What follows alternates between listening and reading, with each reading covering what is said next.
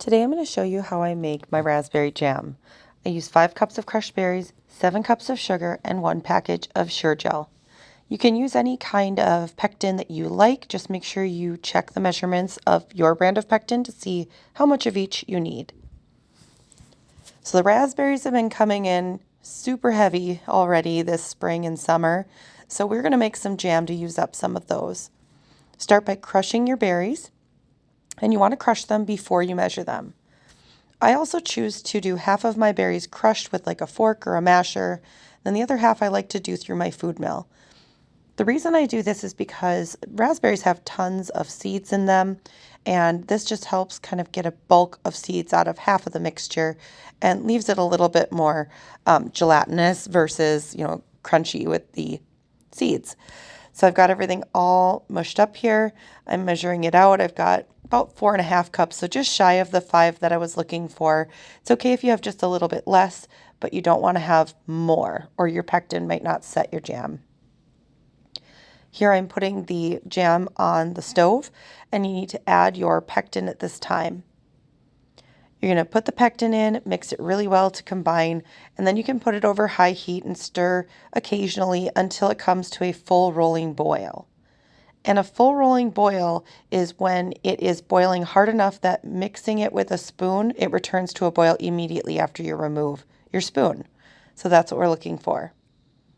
This will take a few minutes, so meanwhile, you can go ahead and measure out your sugar.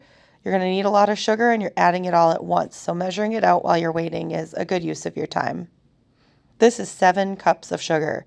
That is a lot of sugar. So here we're at a rolling boil, so I'm going to add that sugar and stir it well to combine. Because of the amount of sugar you're using, it might take several minutes to stir it to get all of those sugar clumps to dissolve. Once it comes back up to a rolling boil, then you'll want to cook it for 1 additional minute. Do not cook it longer than this, or you could crystallize the sugar. Take it off the heat and then get ready to put it into your jars.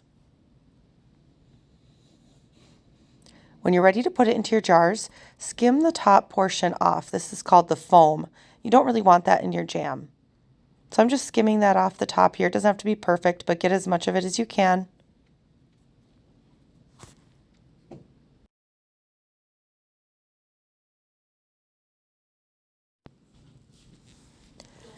Fill your jars and make sure not to get any on the rim of the jar. You want to leave about 1/2 inch of head space. Then you can put on your rings and your lids to hand tightness and place them in your water bath. You'll water bath can these for about 25 to 35 minutes, depending on if you have pints or quarts. And when you're done, take them out, let them cool, and you've got lovely jam. I hope you enjoyed this recipe and join us again for another one. Take care.